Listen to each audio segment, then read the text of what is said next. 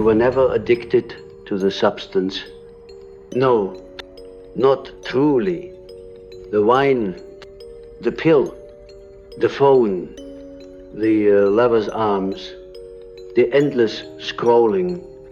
In the glowing slot machine in the mind, these were merely masks, symbols, emissaries of a much deeper truth. You were addicted to not feeling, not because you are weak, but because you once felt something so immense, so unbearable, so raw, that to allow it back would destroy the self you've spent your life constructing. But the self you constructed is precisely what must dissolve. Let me ask you, what would remain if you stopped running, if the silence was no longer anesthetized, and the loneliness no longer drowned in dopamine? Would you meet your own face hidden beneath 1,000 personas? Would the child you buried emerge trembling from the shadows, the one who learned early that to feel was to risk annihilation? In the silent temple of the psyche, the addict is not a villain but a priest, a mystic whose rituals are misdirected. Addiction is not the presence of evil, it is the repetition of a prayer made in desperation. I cannot bear this pain. You see, the substance is only a substitute. It stands in for what you were never allowed to feel, never invited to express. What you feared would tear you apart if you dared to name it. But the soul does not forget. The soul keeps score not with numbers, but with symbols, dreams, and symptoms. That is why the addiction does not end when the substance is removed, because the true object of the addiction was never the external agent. It was the inner disconnection. It was the pact made in the unconscious. I shall not feel, and in return, I shall survive. This is the great tragedy and the great opportunity. You did not desire numbness because you are weak, but because your sensitivity is profound. You feel more than most. You are not defective, you are deep. But in a world that rewards control and punishes vulnerability, these depths become dangerous. And so you learned to amputate your own soul in order to belong. But anything cut off does not die, it descends, it becomes shadow. The shadow is not just the anger you hide, the desire you repress, the shame you silence. It is also the grief never wept, the longing never voiced, the love never claimed. All of it sinks into the unconscious, where it awaits its return, often in distorted forms: panic, compulsions, projections, depression. Addiction, let us be very clear, addiction is not simply a habit or a chemical malfunction. It is a mythology, a symbolic system, a ritualized response to a soul wound. The heroin, the porn, the endless productivity, these are archetypal stand-ins for what was once sacred and lost. When a person cannot commune with their own soul, they will find a substitute God. That is not moral failure. That is the psyche's desperate intelligence. You were addicted to not feeling, because feeling was once forbidden. Somewhere long ago, the sacred temple of your emotion was desecrated by trauma, neglect, humiliation, betrayal. And in that moment, the ego made its first great sacrifice. It exiled the vulnerable self. It locked away the true emotional core and placed a guardian at the door, often a protector made of ice, of rage, of false joy, of overfunctioning, and so begins the lifelong tension. The soul longs to return, to re-enter the garden of wholeness, but the ego fears annihilation. And thus begins the dance of the addict, a spiritual traveler with no map, worshipping at altars made of glass and flame. I do not speak this to shame you. I speak this to name you. You are not diseased. You are not broken. You are estranged from yourself. This estrangement is not your fault, but it is now your task. To return, to descend, to meet the exile within, to feel. This will not be easy, because when the numbness begins to lift, the first sensation is often terror. The body remembers everything. The mind forgot, the shaking hands, the night sweats, for the aching jaw. These are the signals of return. Do not flee from them. They are not punishment. They are passage in myth. Every hero must descend into the underworld. Orpheus, Inanna, Jesus' psyche. They do not ascend by fleeing the dark, but by passing through it. The addiction is your descent, but it is not your destination. The darkness is not the enemy. It is the womb. So let me ask again, what were you avoiding when you reached for the bottle? The needle, the phone, whose voice did you not want to hear in the silence? What child were you afraid might scream if you sat still too long? What memory? What grief? What unmet need did you fear would crush you if you allowed it into awareness? That is the true object of the work. You cannot heal by deleting symptoms. You cannot find freedom by hating your cravings. You must go deeper. You must ask, what is the wisdom inside this wound? The psyche is not cruel. It is precise. It encodes the truth in symbol, the trauma in behavior, the longing in repetition. That is why we must look at the addiction as a message, not a mistake. When the soul is silenced, it shouts through compulsion. When the soul is shamed, it hides behind masks. When the soul is not seen, it screams to be felt. This is why you return again and again to the same pattern, because what you seek is not escape but encounter. You are trying to feel again, but without the risk. And so the psyche builds illusions of control. I can feel if I drink just enough, if I scroll just enough, if I sleep with just one more stranger. But the soul is not fooled. It does not want simulated aliveness. It wants truth. To heal, then, is not to conquer the addiction. It is to let it guide you. Let it speak. Sit with it as you would with a frightened child or a wild animal at the edge of the forest. Ask, what do you need? What are you trying to show me? Who was I before I learned to hide? You see, recovery is not about reclaiming your old self. It is about remembering the self you never got to be. That self is not shiny. It is not perfect, but it is real. And it is whole. You may weep when you meet them, because they never stopped waiting for you. They survived in the shadows, whispering through dreams, through symptoms, through breakdowns and mystical visions. When you were high, they reached out to you. When you collapsed, they held you. When you screamed in the night, so they sang the lullaby you never heard. And now, in the trembling quiet of awakening, they are ready to return, but only if you are. And that means feeling It means letting the grief move through you like a river that has been dammed for years. It means sitting with the loneliness that once hollowed out your chest and allowing it to speak.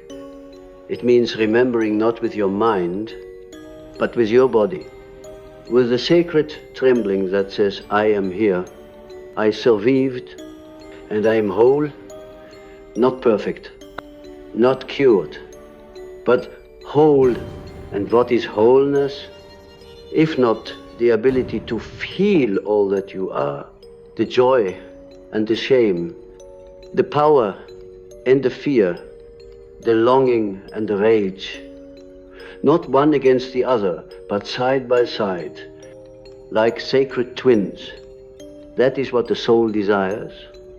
Integration, when you integrate, you no longer need the substance, not because you hate it, but because you understand it, you honor what it tried to do, you thank it for the shelter it provided, and then you walk away not with contempt, but with reverence. This is the mystical path of recovery. It is not linear, it is not clean, it is a spiral, a labyrinth, a sacred unraveling. You will fall, you will forget, you will return. But now, you know what you are returning to, not the substance, not the shame, but the self, and that self is vast.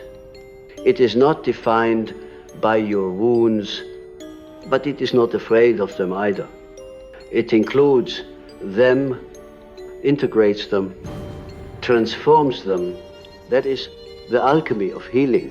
That is the path of the true mystic.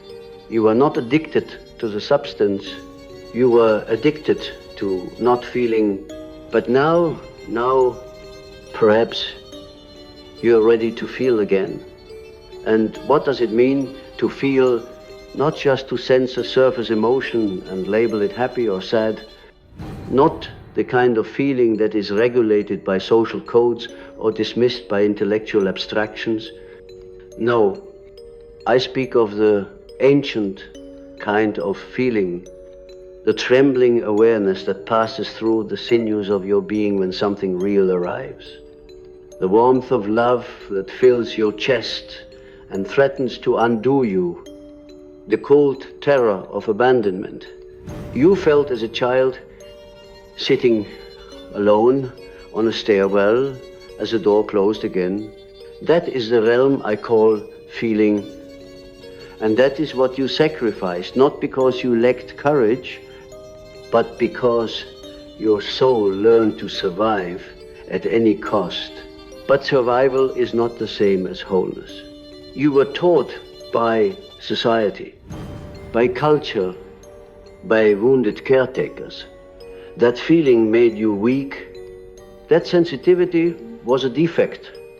That vulnerability invited harm, and so you learned the art of anesthesia, not with syringes, always, but with smiles, with busyness, with achievement, with religion, even with whatever let you bypass the cavern of yourself. Yet the soul is not bypassed. It waits, and the longer it waits, the louder it cries. That cry echoes in the addiction.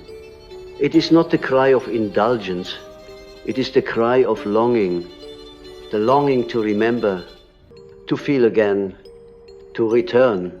But to return, you must descend into the dream, into the wound, into the archetypal grave where the false self was buried in exchange for love. We all strike that bargain. You see, in childhood, we form what I call the persona, the mask we wear, to be accepted. Behind it, we hide the parts of ourselves deemed too much, too loud, too sensitive, too needy, too angry, too wild. These become shadow, and shadow is not dead, it is repressed life.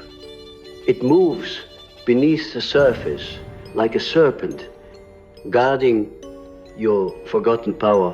When you numb yourself, you numb the serpent. But that serpent carries wisdom. It dreams for you. It suffers for you. It dances in your dreams and seduces you into reckoning with what you have exiled. When you refuse to feel grief, it becomes fatigue. When you deny anger, it returns as anxiety. When you silence desire, it festers into shame. The psyche does not forget, it transforms, and the longer you delay the feeling, the more twisted its voice becomes, until the only thing that brings you temporary peace is the very thing that chains you. This is not punishment, it is precision. The addiction did not come to destroy you, it came to awaken you. It said, look here, right here. Beneath this craving is a cry, and beneath that cry is a child, and beneath that child is a flame. That flame is your soul. And your soul is not interested in perfection. It is not interested in sobriety as virtue. It wants you awake. It wants you alive. It wants you to feel every color of your being, not to control it, but to commune with it. So I ask again, what is it you have not dared to feel? Was it the betrayal of the father who praised your obedience but rejected your essence? Was it the neglect of the mother who fed your body but starved your spirit? Was it the loneliness of being too perceptive in a world that rewards blindness? These are not accusations. They are invitations. Invitations to remember not just the pain, but the meaning, because the moment you allow yourself to feel again, the story begins to shift. You realize you were not broken. You were adapting, and what you called addiction was really a form of genius, a brilliant, albeit temporary, way to survive a world that had no room for your truth. But now, you are older, and perhaps you are ready to turn the numbness into knowing, the compulsion into compassion, the craving into clarity. You see, healing does not begin with insight. It begins with surrender, not the kind of surrender that means giving up, but the kind that means laying down the weapons, sitting still in the war zone of your psyche, listening to the echoes, letting them rise. Do you hear them? The weeping child behind the achievement, the abandoned dream beneath the distraction, the silent scream behind the sweet smile. Do not be afraid. You will not be overwhelmed. You were overwhelmed back then because you were alone. But you are not alone now. You have tools. You have language. You have awareness. You have the inner adult awakened and watching, who can now hold what was once unholdable. This is why the path of recovery is sacred. It is not about abstaining. It is about becoming the one you needed, becoming the container for the chaos, becoming the sanctuary for the soul you left behind. And it is in this becoming that the addiction begins to dissolve, not through force, but through fulfillment. When you finally feel what you feared, the need to escape begins to vanish, because you are no longer escaping, you are arriving. You arrive at your grief, and it softens you. You arrive at your rage, and it energizes you. You arrive at your shame, and it humbles you. And in that arriving, you realize nothing inside you was ever too much, only too unloved. So what does it look like? This arrival, sometimes it is stillness. A morning when you wake and no longer feel hunted by the need to run. Sometimes It is trembling. A moment when you finally allow the tears to come and do not apologize for them. Sometimes it is rage, a sacred roar that rises in your belly when you realize how long you've been silenced. Let it all come. Let it move. Let it shake the foundations, because what you are feeling is not weakness, it is resurrection. You are remembering your fire, and fire, when harnessed, does not destroy, it illuminates. You were not addicted to the substance, you were addicted to the silence that replaced your scream, to the numbness that replaced your knowing, to the false peace that replaced your truth.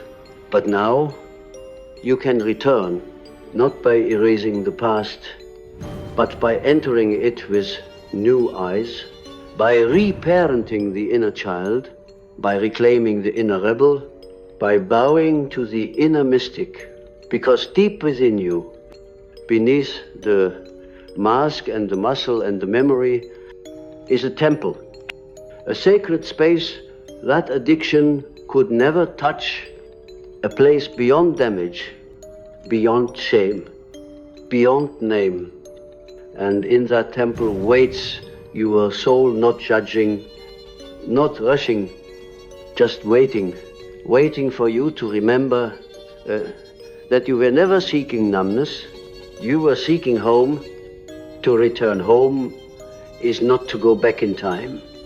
It is to restore the sacred within the present. The home you long for is not the house you were raised in. It is not a place, but a state of being, a deep and abiding intimacy with the whole of your soul, light and shadow, joy and grief, strength and fragility. That is the true destination of every spiritual journey. And this is why addiction becomes the map, if you are willing to read it, because every time you reach for the substance, you were trying to find a feeling, not to escape life, but to enter it through an artificial gate. The problem was not that you desire too much, it was that you were trying to meet a sacred need with a substitute God. The drink could mimic relief, but it could not offer redemption.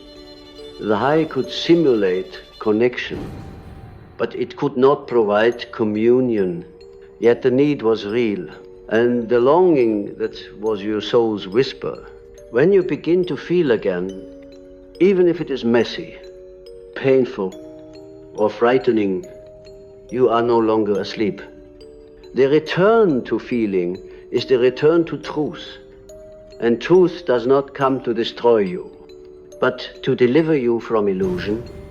The illusion that you are alone, that your wounds make you unworthy, that your shame must be carried forever. These illusions are the scaffolding of addiction. They create the inner void that seeks to be filled, but the void is not empty, it is full of forgotten parts of yourself, parts that you must recover, not with willpower, but with love. You do not conquer addiction with discipline. You melt it with attention, with presence, with gentleness. You must become the witness and the womb, the witness who sees clearly, yes, this craving arises. Yes, this is the old pattern calling. Yes, I once believed I needed this to survive, and the womb that holds it all without judgment, I understand why I did what I did. I see the pain beneath the pattern. I choose compassion over condemnation. Only then does the old self begin to loosen. The self that was built on defense, the self that survived by numbing, the self that believed I am too broken to be loved, that self is not wrong, it is outdated. It is a cocoon, not a curse.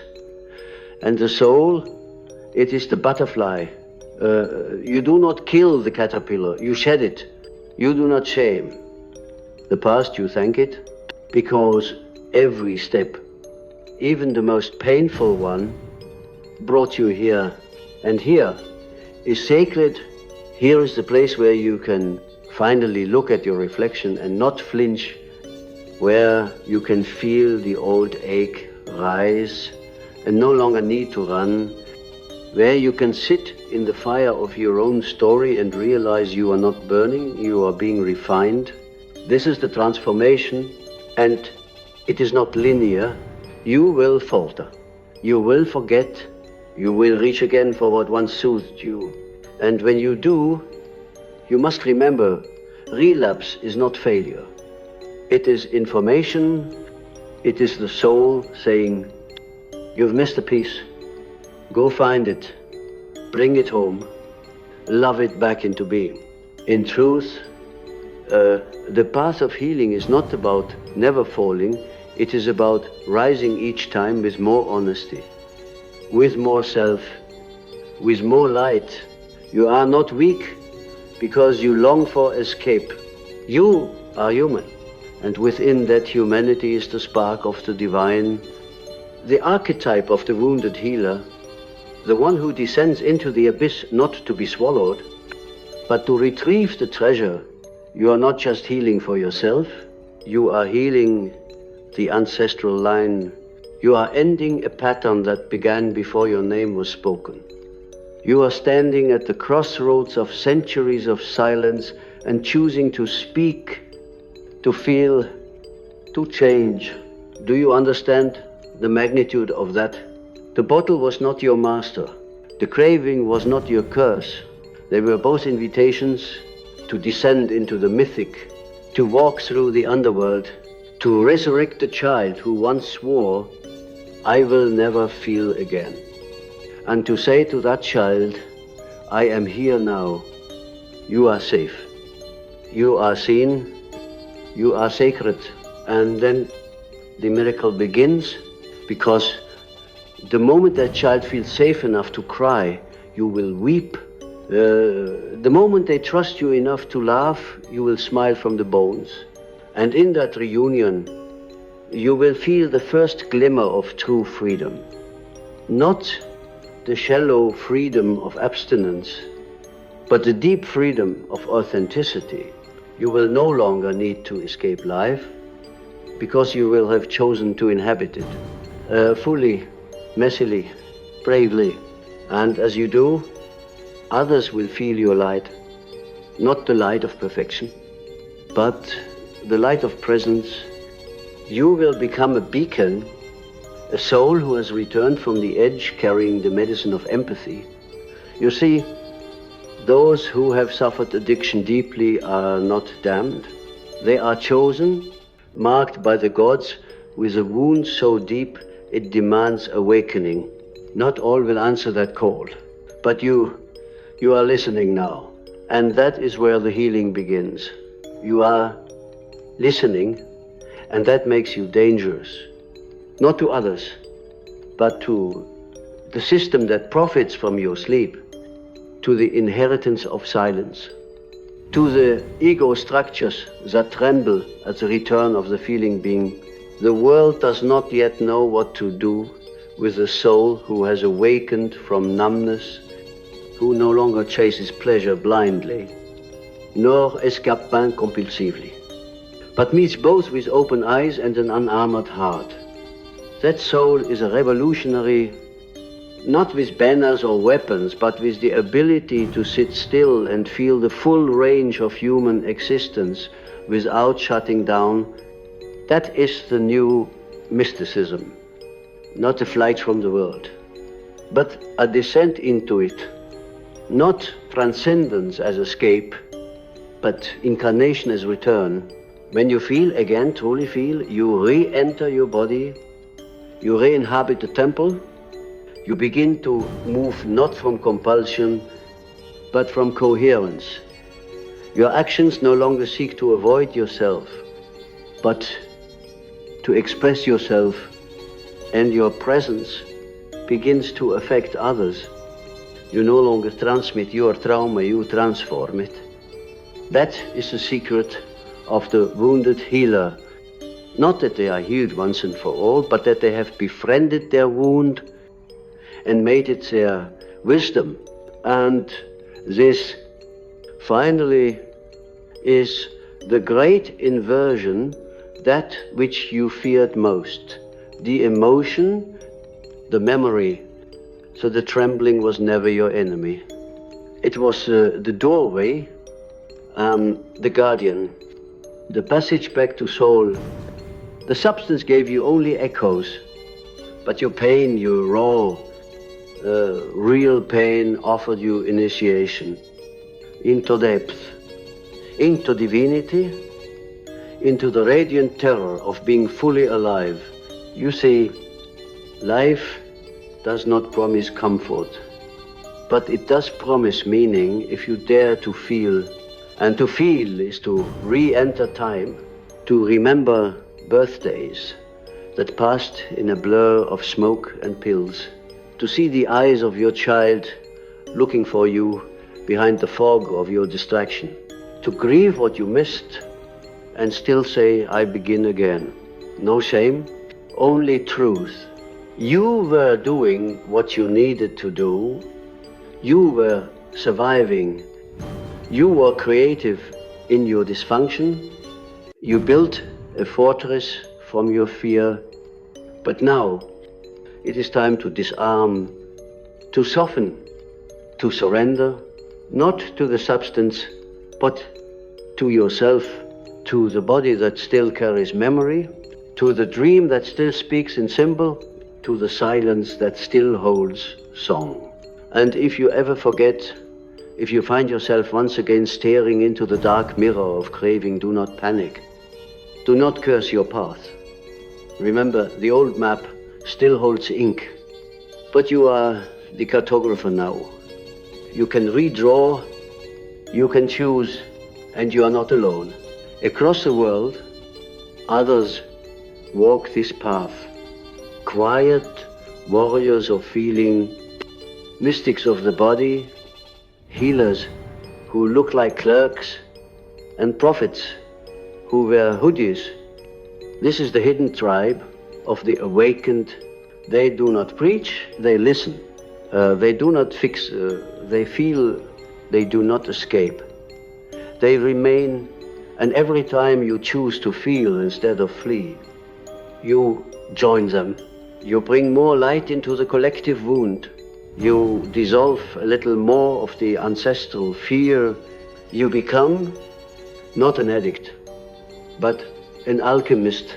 The soul's work is never done, but it is always worthy, and you, dear one, are doing that work.